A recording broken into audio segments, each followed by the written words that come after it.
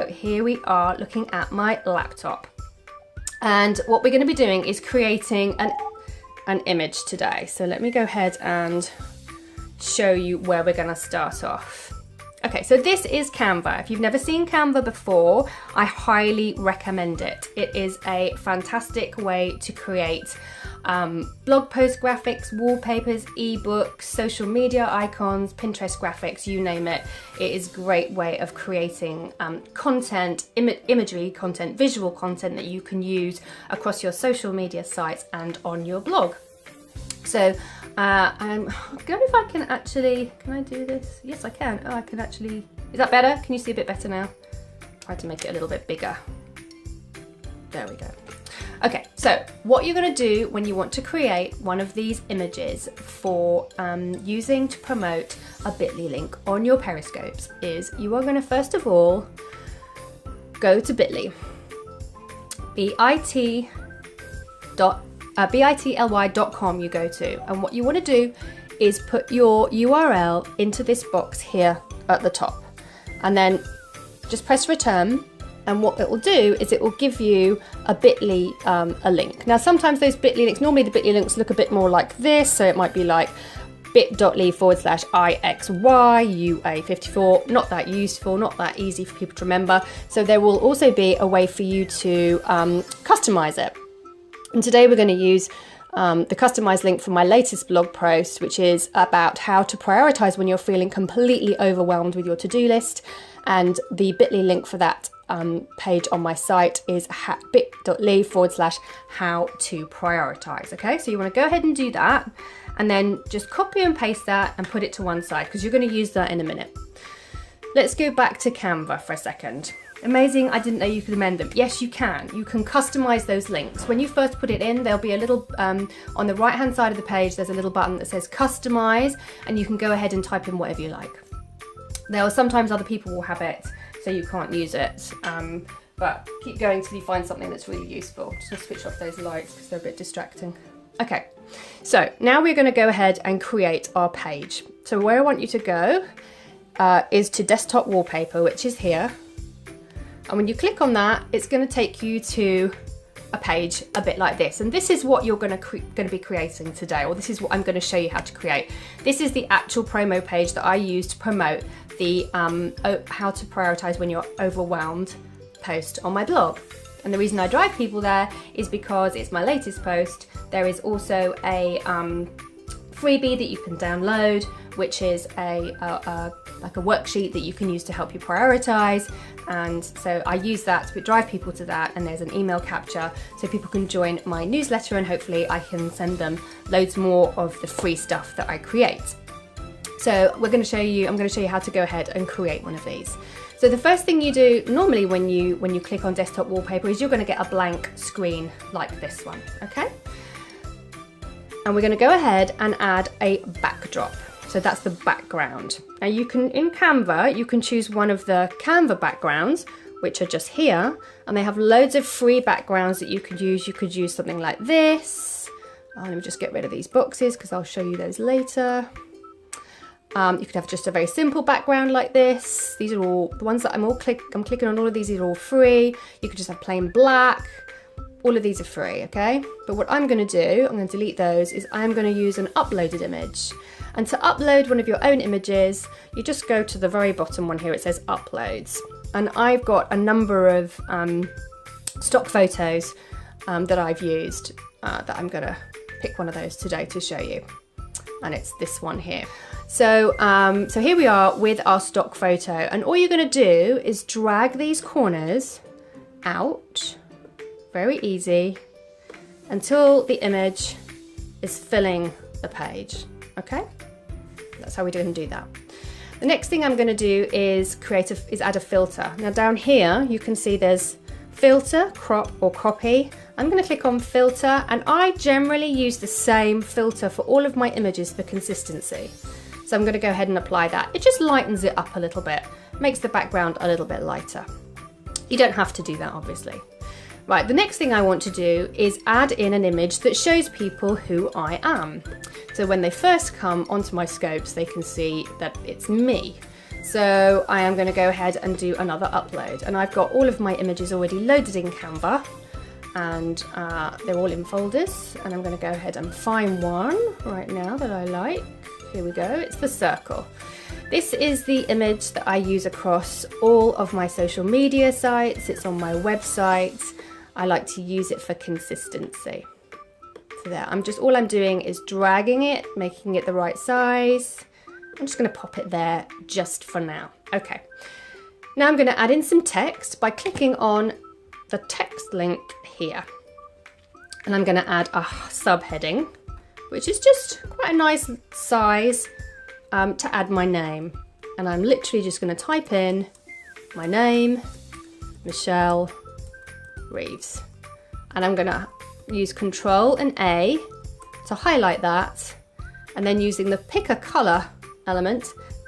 Okay, all I'm gonna do now is just drag and drop. So I'm literally just clicking and dragging, and I'm gonna put that underneath there. Now, what you might not be able to see, but I'm gonna tell you it's there, is as I'm dragging that, a horizontal line is appearing across my face. And what that's doing is showing me when the text is centered. And that is why I love Canva over something like PicMonkey, which I do love PicMonkey. It's great for resizing images, but I find for design that Canva is much better because it helps me to center images, helps me make images look the best. Okay, so that's my name. Now I also want to add in my logo. So I'm going to go back to uploads on this side. I'm going to go to my logo folder up here. I could choose a couple of different logos here. If this was a scope about my new e-course, I could use the Happiness Habits Routine e-course logo, but I am not going to use that today. I am going to go straight for the Joy Chaser logo. Okay, I'm going to just crop this. So there's a little option here to crop. I'm going to go ahead and click on that and use the little spaces to just move out. So what I'm doing here is I'm cutting out my byline because you can't really see it on an image this size. And there's my logo, and I'm going to resize it again, make it a little bit smaller, and I'm going to pop it in the center underneath my name. Okay, so that's the start of my image. Let's get back to the content and jump straight into creating the text for your bit.ly link. Now I'm going to go ahead and use a bit.ly link that I showed you earlier. So I'm just going to pull that up again just in front here just to show you. Okay, so this is my Periscope folder, and here's my one sheet that I printed off, just exactly as you've seen bit.ly how to prioritize. Okay, so I'm going to show you how to put that in. So first of all, I like to use a square to put my text in. And the way that you do that is you'll go over to Elements on the left hand side. Click on Elements, and you're going to go straight to Shapes, which is the little pink square there.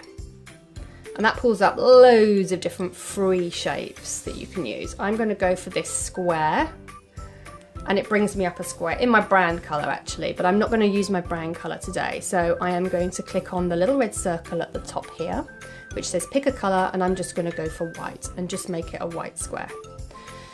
And then just as I did before, I'm going to drag it over, and I'm going to resize it using the little squares at the bottom to make it a rectangle that I can type some text into. Okay, so I'm liking that where it is right now. And I'm going to make it slightly transparent.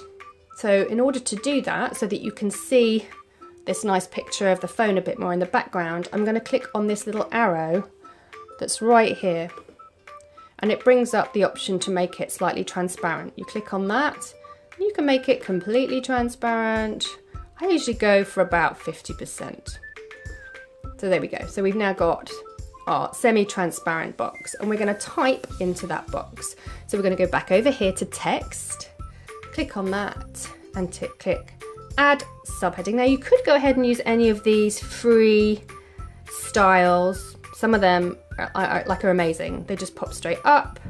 You know, if I wanted to do one like this, they're already created for you in Canva, which is awesome. Yeah, really quick and easy. You just literally click on it and change the text.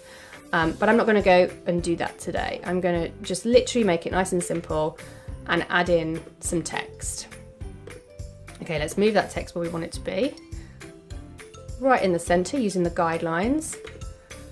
And this is, when I make these, I always do the same thing. It's always bit.ly / because all of your bit.ly links are going to start like that, right? And people know that. So you don't need to have that too big. What you really want people to be concentrating on is the actual link itself, what they have to type in after bit.ly. So let's go ahead and put that in now. And the bit.ly link for this post is having to type around my stand, how to prioritize, okay. Now I'm going to make that bigger, so I'm going to click on the size link here, and I'm going to go for maybe 48, prioritize, there we are, center that. You could make this a little bit bigger, like 28, or should we try 32? Yeah, and then you can fiddle around with it as you like, making the rectangle a bit bigger or a bit smaller. Okay, and that is your image. All you want to be doing now is going up here to, oh, maybe you can't see that. Let me just bring that down a slight for you. There you go. Right, up here at the top, it says download. So you just click on download, and you can either save it as an image for web, as a JPEG, or as a standard PDF. It's up to you how you want to use it.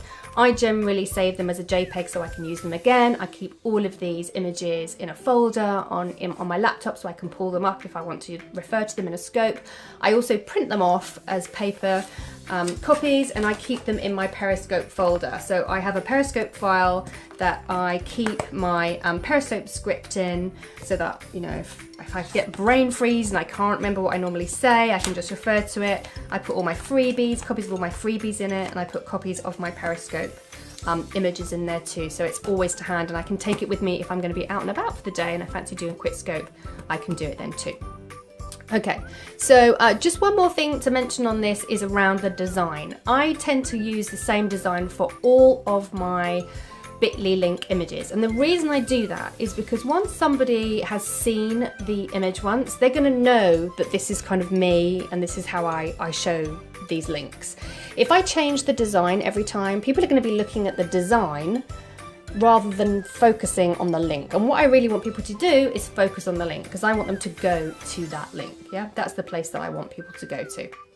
So that is my quick and easy tutorial about creating an image for your bit.ly links. I hope this has been helpful. Just a quick reminder, my name is Michelle Reeves and I blog at thejoychaser.com. You can also find me on Twitter as @thejoychaser, and I'm on Pinterest and Facebook and Instagram too. And I will catch you guys next time around. Have an amazing day.